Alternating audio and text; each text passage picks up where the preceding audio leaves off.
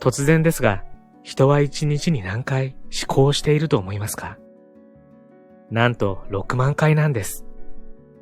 6万回って本当？そんなに考えていないよ、などと思われる方もいらっしゃるでしょう。私たちは意図的に思考することもありますが、無意識のうちに何かを考えていることもたくさんあります。今日のご飯は何にしよ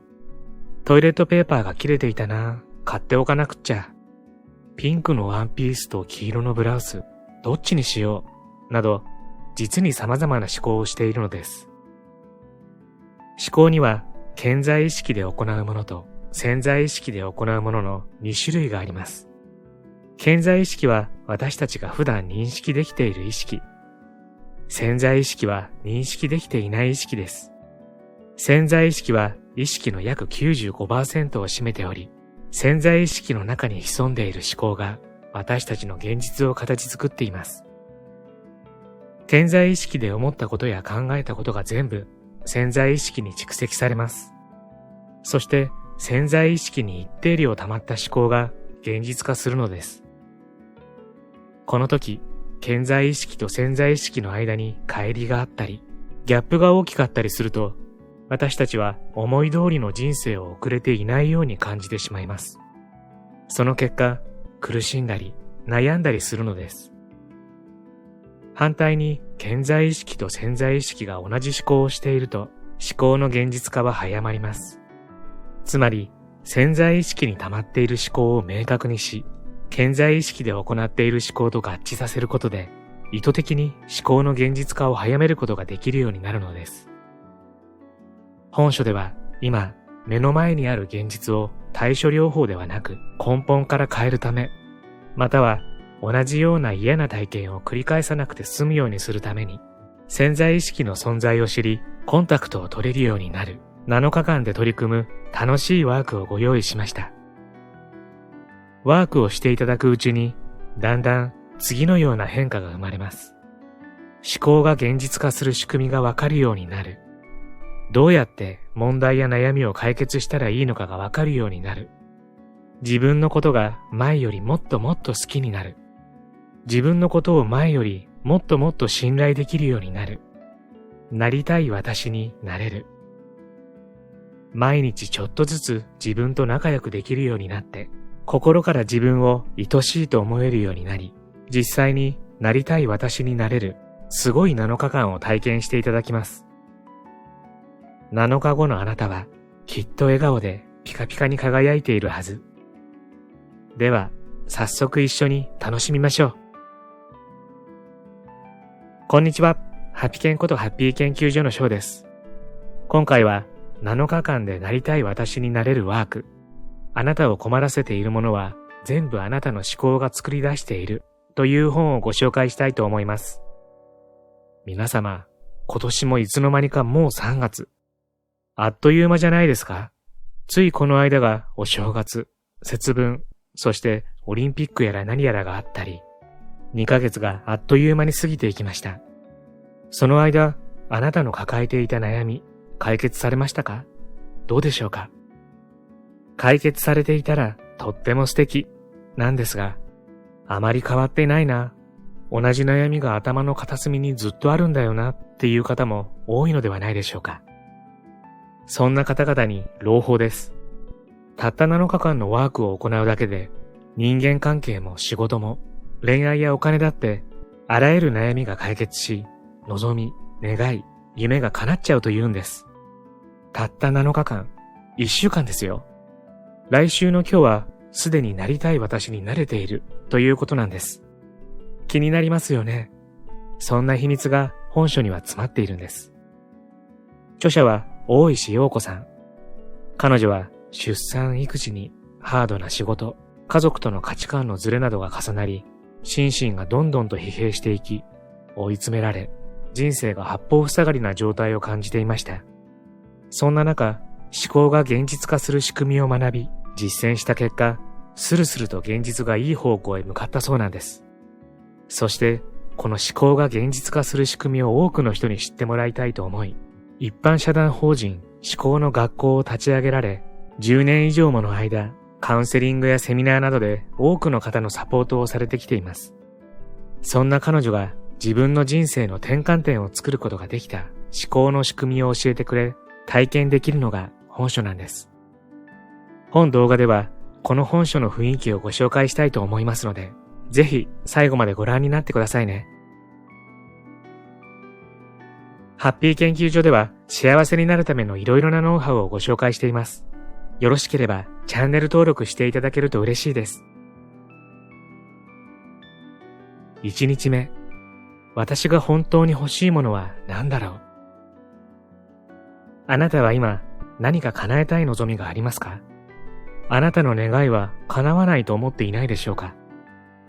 ？1日目はあなたが叶えたいと思っている望みや願い、夢を明確にすることが目標です。プロローグでお伝えしたように、人間の意識には顕在意識ちゃんと潜在意識ちゃんがいます。この2つの意識にはギャップがあるため、叶えたいと思っていたことが本当は叶えたいと思っていなかったということが潜在意識ちゃんの中で多々生じています。2つの意識のギャップを知ることで自分が本当に望んでいることが明確になり、なりたい私に近づきやすくなるのです。顕在意識ちゃんと潜在意識ちゃんのギャップを知るためにはワークを2つに分けて行う必要があります。それでは早速1つ目のワークをご紹介しましょう。ワーク 1-1、願いが叶わない理由に気づくためのワーク。なかなか叶わない願い事。このワークではあなたの顕在意識ちゃんが抱えている問題を知っていただきます。顕在意識ちゃんが抱えている問題を知ることで潜在意識ちゃんに溜まっている思考とのギャップを明らかにします。あなたが自覚しているなかなか叶わない願い事を次の5つに分けてそれぞれ書き出します。1、人間関係について。例えば、彼氏が欲しいのになかなか好きな人に出会えないなど。2、仕事、スキルについて。例えば、何年も資格取得のための勉強をしているのになかなか取得できないなど。3、お金について。例えば、貯金したいのに出費が重なってばかりで全く貯金ができないなど。4、家庭、家族について。例えば、いじめなどの問題はないけれど、息子がなかなか学校に行けないなど。5、その他について。例えば、ダイエットを成功させたいのに、リバウンドを繰り返してしまうなど。いかがでしょうか？書き出すことはできたでしょうか？ここでまず、人間の2つの意識について、詳しくお話ししましょう。私たちは、一日の中で様々なことを考えます。いいことを思う時も、悪いことを考えている時もあります。やさぐれたり、悲しくなったり、怒ったり、嬉しくなったり、優しい気持ちになったり、本当に一日の中でいろいろなことを感じたり、思ったりしています。それらが全部潜在意識ちゃんに溜まり、一定量溜まった時、その思考が現実化するのです。この潜在意識ちゃんに思考が一定量に達した時に現実化するというのがミソ。例えば、最近思考したことがすぐ現実化したのであれば、最近このことをよく考えていたから現実化したんだなとわかりやすいでしょう。しかし、思考の量によっては現実化するまでにタイムラグが生じます。何年も前になんとなく思っていたことで、今の顕在意識ちゃんがすっかり忘れていても、ちょっとずつその思考が溜まっていて、ある日突然、私こんなこと思っていないのに、という出来事として目の前に現れたりするわけです。実は、昔に思っていたことがどんどん潜在意識ちゃんに溜まっていて、今頃になって現実化したので、それに気づけなかったということなのです。世の中には言っていることと本音が違う人がいます。あなたの周りにもいらっしゃらないでしょうか。もしかしたらあなたがそうかもしれません。思考が現実化するという言葉通り、口ではどんなに素敵なことや当たり障りのないいいことなどを言っていても関係ありません。心の中で思ったことがじゃんじゃん潜在意識ちゃんに溜まり、現実を作り上げていきます。例えば、こうなりたいこうしたいの理由をみんながそうしているから、欲しくないけれどそれを持っていないとみんなにどう思われるか心配だから、親ならこう言うだろうから、などどんなに理論的に並べても、その根底、つまり潜在意識ちゃんにはいらないという思考が溜まっているので、いくら潜在意識ちゃんがこうなりたい、こうしたいと思っていても現実にならないのです。その願いを叶えたいと、その願いが叶ったら困っちゃうの両極端な思いを抱えている。まるでアクセルとブレーキを同時に踏んでいるような状態の時は、叶えたい思考と叶えたくない思考が拮抗しているので、潜在意識ちゃんもどっちと困ってしまいます。思考の取り扱い方法さえ知っていれば、簡単に思考を変えることができます。きっと本書を読み終えるまでには、思考の扱い方をつかめるようになっているはずです。では、二つの意識のギャップについてお話しした上で、今度はあなたの潜在意識ちゃんに溜まっている思考を掘り下げるワークをご紹介しましょう。ワーク 1-2、願いが叶わない理由に気づくためのワーク、ギャップの埋め方。このワークでは、ワーク 1-1で明らかにした潜在意識ちゃんが抱えている問題を見直し、潜在意識ちゃんに溜まっている思考とのギャップを埋めていきます。1、ワーク 1-1で書き出したなかなか叶わない願い事を見直し、気づいたことを書き出します。2、ここでネガティブな思考に気づいたら。3、気づいたネガティブな思考をただ受け入れます。ポイントは自分のネガティブな思考をダメ、良いなどとジャッジせず、ただ私はそう思っていたんだね、わかったよと自分の気持ちを受け止めること。ネガティブな思考を認めるだけにとどめ、ポジティブに褒めないように気をつけること。私が私にとって世界で一番の理解者になってあげると決めること。それでは実際に生徒さんが行い、結果を出したワークをいくつかご紹介しましょう。例1、A さんの場合、なかなか叶わない願い事。彼氏が欲しいのになかなか好きになれる人に出会えない。見直して気づいたこと。よくよく考えてみたら、彼氏がいない気ままな今の方が気楽で、自由で楽しい。本当は彼氏なんて必要としていなかった。しばらくはこの気ままな毎日を楽しみたい。みんなに彼氏がいるから、彼氏がいないと格好悪いかなって思っていたみたい。ネガティブな思考を受け入れる。彼氏がいないと格好悪いかなって思っていたんだね。どう思っても大丈夫だよ。ダメなことじゃないよ。例2、M さんの場合、なかなか叶わない願い事。何年も資格取得のための勉強をしているけれど、なかなか受からない。見直して気づいたこと。こんな会社辞めてやるって思って、資格を取得したら今よりもいい会社に転職できるかもって考えていた。でも本当はムカつく職場の上司をあっと言わせたかっただけで、この資格自体を取りたいわけではないな。ネガティブな思考を受け入れる。上司をあっと言わせたいだけで資格を取ろうとしていたのか。そうだよね。その気持ちわかるよ。上司に自分の頑張りを見せたかったんだ。なかなか叶わない願い事を書き出して見直した結果、潜在意識ちゃんには本当は叶えたくない理由があることがわかりました。これは願い事に対するネガティブな思考であり、そのことに気づいてあげることが非常に重要です。もしネガティブな思考に気づけなければ、知らないうちにあなたの潜在意識ちゃんにはどんどんネガティブな思考が溜まってしまいます。とはいえ、うすうすは自分のネガティブな思考に気づくもの。しかし、誰もがネガティブな自分やいじけた自分、腹黒い自分、意地悪な自分に気づきたくないため、見て見ぬふりをしがちです。そうすると、やがてネガティブな思考が潜在意識ちゃんにたまりにたまって、とんでもなくネガティブな現実を作り上げてしまいます。そんなの困ってしまいませんか？そこで、ネガティブな思考を認めてあげることが大切になります。ネガティブな思考を認めてあげることで、潜在意識ちゃんはネガティブな思考の増殖をストップさせることができるのです。考が潜在意識ちゃんに一定量溜まると、その思考が現実化するように、ネガティブな思考を認めることで今後増えなくなれば、元々の叶えたいことに対する思考だけが溜まっていきます。すると、こうなりたい、こうしたいという思考がスーッと現実化するのです。さあ、張り切って、気づいていなかったネガティブな思考をじゃんじゃん解放してあげましょう。ネガティブな思考は決して悪ではありません。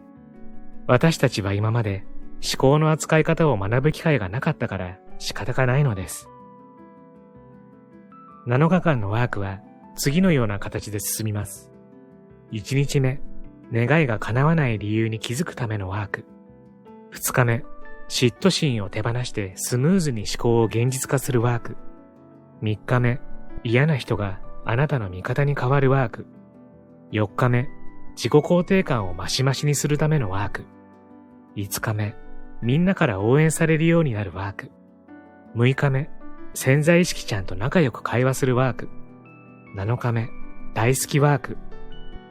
ワーク前半の1日目と2日目では、あなたの潜在意識ちゃんを認識して思考を変えるためのベースを整えるワークを行います。そして3日目から5日目のワークでは、あなたの目の前に現れる嫌な人や物に対する考え方を知り、嫌な人や物が目の前に現れないようにするための思考へと変えていきます。ワーク後半の6日目と7日目は、親との関係性を見直す大切さについてお話ししますので、辛い、私には無理、などと思われる方もいらっしゃるかもしれません。でも大丈夫です。焦らず、ゆっくり思考を変えていけばいいのです。まずは、本書でご紹介したワークを通して、あなたの潜在意識ちゃんの状態を知ることが大切です。困ったことは、すべてあなたの思考が作り出しています。あなたの思考を明らかにして、困ったことを現実化させない思考へと変えていきましょう。あなたの思考の力は、あなたが思っているよりずっとパワフルなのです。そのことをもっと自覚して、不幸を作るのを一切放棄します、と、はっきり宣言しましょう。これからの7日間、ちょっとだけいつもと違ったことをしてみませんか？きっと7日後には自分の凄さに気づき、さらにあなたの人生を丸ごと愛せるようになっちゃいます。人生は楽しむためにあるのです。人生は楽しむためにあるということを当たり前に信じられるようになったとき、あなたはスーッとなりたい私になっているはずです。やはり実際に自分だったらと思考を巡らせ、手を動かして整理していく方法は結果に結びつきやすいだろうなって思います。特に頭の中の声やもやもやとしたイメージをしっかりと可視化することで客観的に、あ、私ってこんなこと思ってるんだとか、こう思ってる時の感覚ってちょっとネガだよねとか思えるんですよね。